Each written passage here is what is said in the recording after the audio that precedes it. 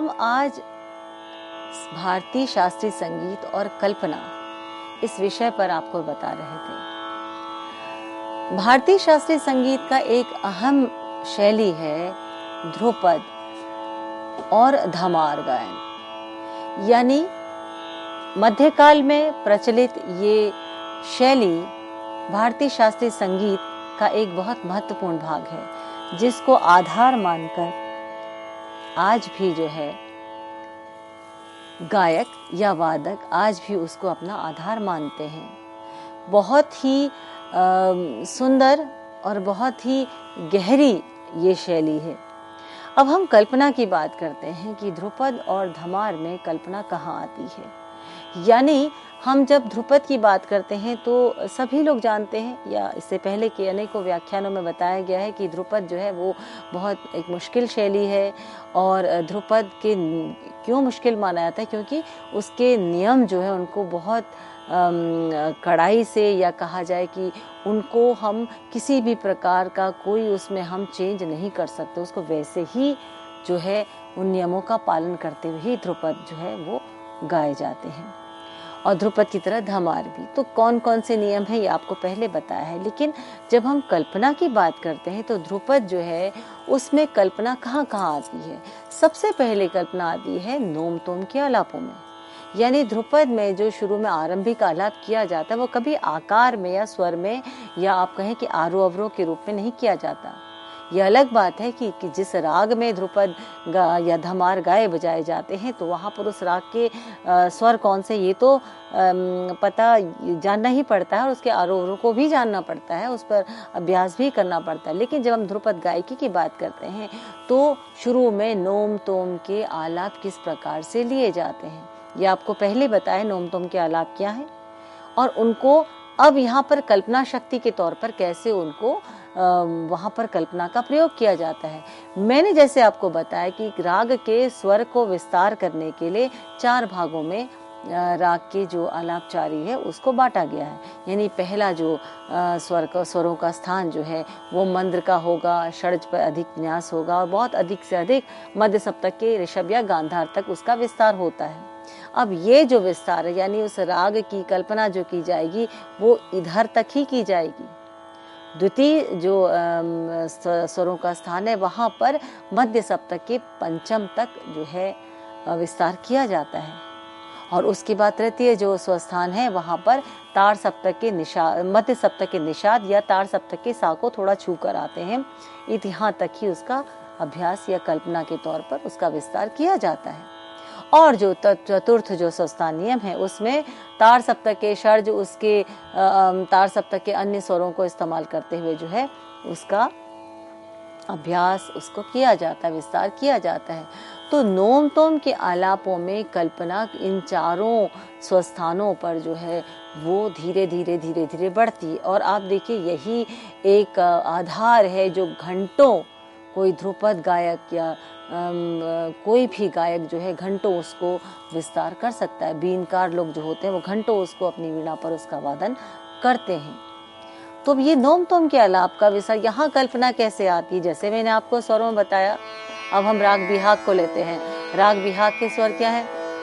नि सा गा मा पा नि सा नि दा पा मा पा गा मा गा रे सा, ये इसके आरोह है।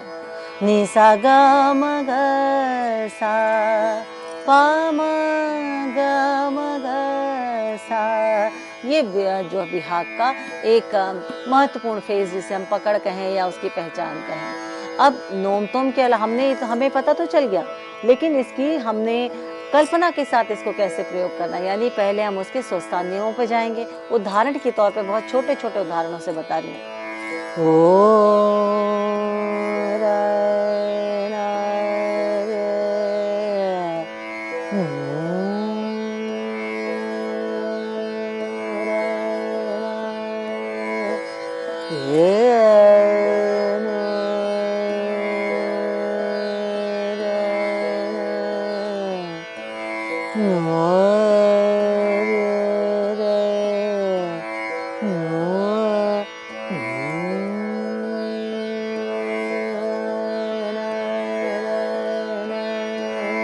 अब ये ध्रुपद और धमार में जो नोम तुम का आलाप लिया जाता है, उसमें देखिए कल्पना शक्ति से मैं कैसे उसका विस्तार करूं।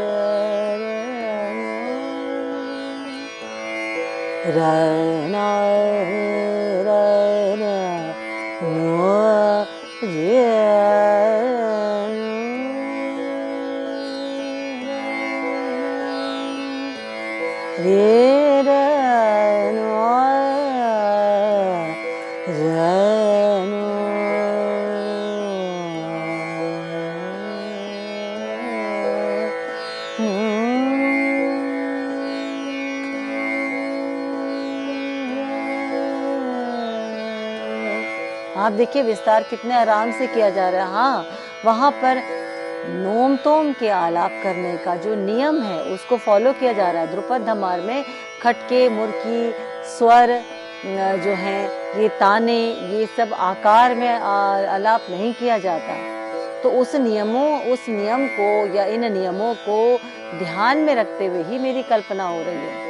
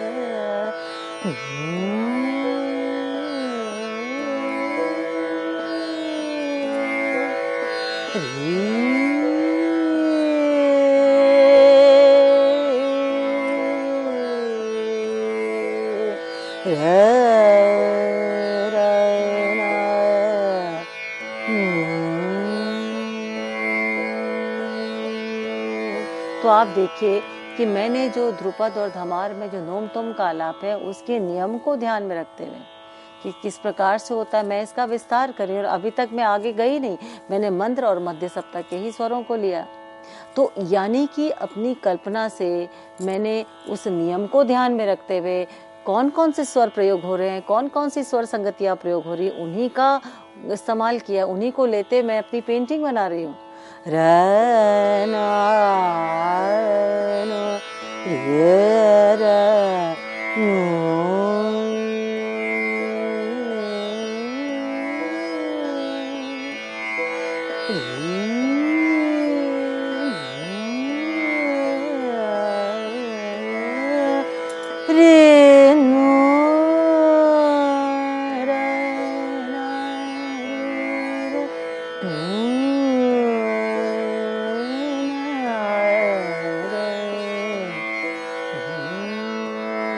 अब यदि मैं ख्याल में इसको गाती हूँ, यानी ख्याल गायकी में, ख्याल शैली में यदि इसी आलाप को गाती हूँ तो मेरी कल्पना शक्ति तो है, कल्पना को लेकर चल रही, लेकिन मुझे उसमें ख्याल के जो नियम हैं या ध्रुपद के जो नियमों में जो अलग करते हैं ख्याल और ध्रुपद को जो नियम, उनका मैं प्रयोग करती हूँ। यहाँ पर भी मेरी कल्पना उन स्वरों को लेके पेंटिंग बन रही है। कैसे? मैंने मुर्की ली शुरू में,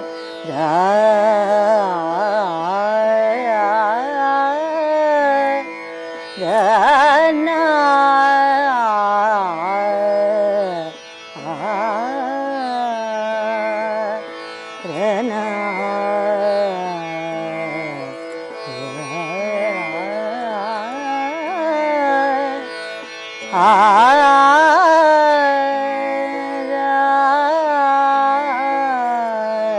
बंदिश गाऊं तो भी मेरी कल्पना।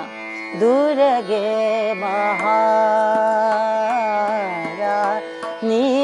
दुर्गे महारानी,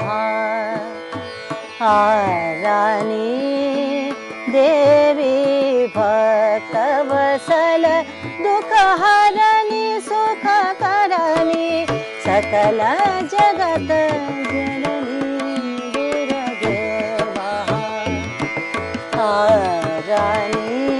दुर्गे महारानी, महारानी,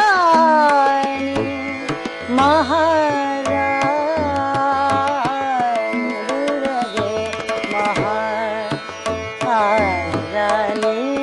दुर्गे महारानी, दुर्गे महा। अब यहीं पर यदि मेरी बंदिश में कुछ चेंज आता है तो आप देखिए कि उसके भाव में भी थोड़ा सा फर्क आता है। राग के नियम तो हैं, लेकिन फिर भी मेरी कल्पना थोड़ी सी फर्क होती। कैसे? झनन झनन भोरी बाज पैजनिया, झनन झनन तोरी बाज पैजनिया, लचक लचक चली चाल मोहनिया, झनन झनन तोरी बाजे पैजनिया। दृश्य बदल गया है।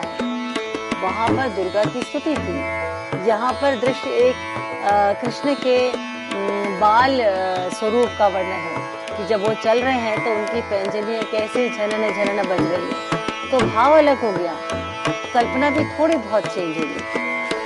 तोरी बाजे पैंजनिया, झनन झनन तोरी बाजे पैंजनिया, तोरी बाजे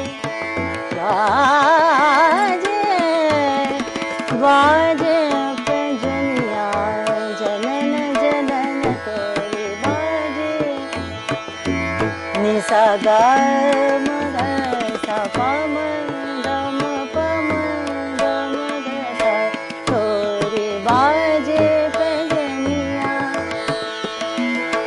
बाजे झनन झनन झनन झनन झनन झनन झनन तोरी बाजे पैंजनिया। जो शब्द कहना चाह रहे हैं बंदिश के, उसका भी आनंद लेते हुए कल्पना में उसको भी पिरोया जाता है। झनन झनन तोरी बाजे बाजे पैंजनिया, झनन झनन झनन झनन झनन झनन झनन झनन झनन झनन तोरी बाजे पैंजनिया, झनन झनन तोरी बाजे। नैन बसीरी सावरी सूरत, नैन बसी सावरी सूरत, लिपटत दधि माखन मुख दैया, झनन झनन तोरी बाजे पैंजनिया, झनन बाजे पैंजनि, झनन झनन बाजे पैंजनिया, झनन झनन तोरी बाजे पैंजनिया, झनन झनन तोरी। अब देखिए यहाँ पर राग बिहाग है, बंदिशों के अंतर, मैंने आपको बंदिशों के शब्द अलग अलग है, भाव भी थोड़ा थोड़ा चेंज होता है। अब कल्पना यहाँ पर उसी चीज को इमेजिन करते हुए हमने गाना है। हम यदि ध्रुपद की बात करते हैं तो देखिए राग वही है, लेकिन कल्पना बदल जाती है। ध्रुपद गायक जो है नोम तोम के आलाप में अपनी कल्पना को लेते हैं, उपज जो करते हैं दुगुन तिगुन चौगुन जब ध्रुपद की सिखाई जाती है, उसमें जो उपज होती है वो भी तो एक उसको एक कल्पना से ही उसको विस्तार किया जाता है। तो कल्पना जो है वो शुरू से ही हर संगीत के हर शैली के साथ जुड़ी हुई है। मैं ध्रुपद की बात करती हूँ।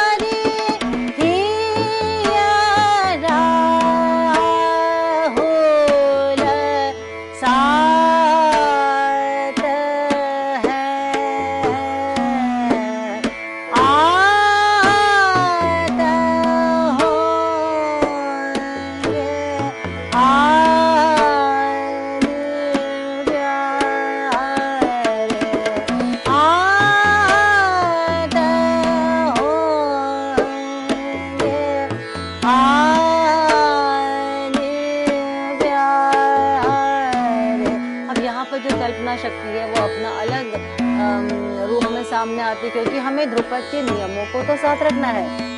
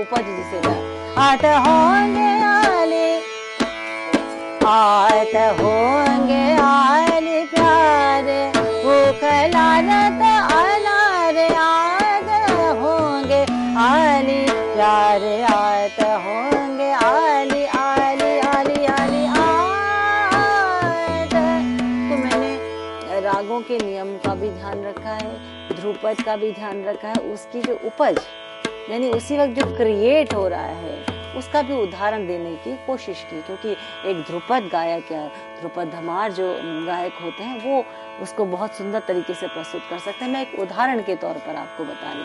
तो यहाँ पर कल्पना जो है वो अपना काम करती है, कल्पना के आधार पर ही घंटों जो है ध्रुपद धमार का गायन होता है। और ध्रुपद को ही फॉलो किया है ख्याल ने, तो ख्याल में भी तो उसको, ख्याल तो अपने आप में कल्पना का एक और शब्द है, उसका पर्याय जिसे कहा जाए।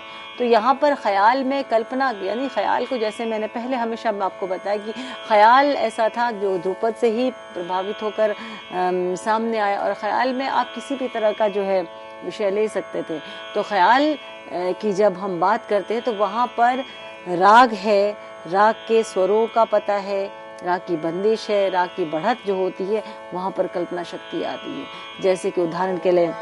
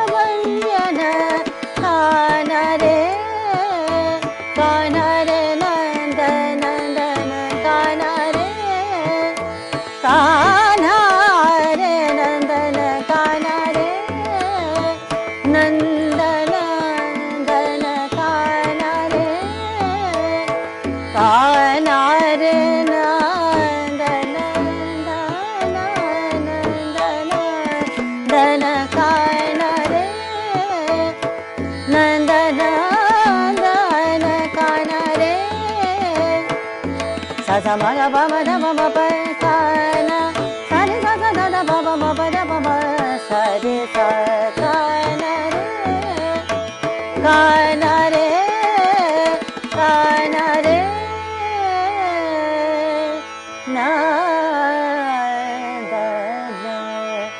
तो आप देखिए मैंने सीधी सीधी बंदिश काना रे नंद नंदन, इस पंक्ति को ही मैंने अलग अलग तरीके से गाया। तो वहाँ पर मेरी कल्पना शक्ति ने काम किया, वहाँ पर मेरी क्रिएटिविटी। लेकिन पहले राग का अभ्यास अच्छे से होना चाहिए, उसके स्वरों पे पकड़ होनी चाहिए, और फिर बंदिश, क्योंकि ताल उसमें सामने नजर आती है, उस ताल में ही तो गुथी हुई है बंदिश। तो इसीलिए उस ताल का भी ध्यान रखते हुए उस अपने उस दायरे को, उस लिमिटेशन, उस बाउंड्री को भी ध्यान रखना है हमने, और लय का भी ध्यान रखना है। तो इस बीच में कैसे अपनी पेंटिंग बनाई जाए, तो वो ही कल्पना शक्ति वहाँ पर काम करती है। इसी विषय को हम और अधिक विस्तार से आपको अपने आगे के सत्रों में आपको बताएंगे। और इसी के साथ आज का व्याख्यान हम यहीं पर संपन्न करते हैं। नमस्कार।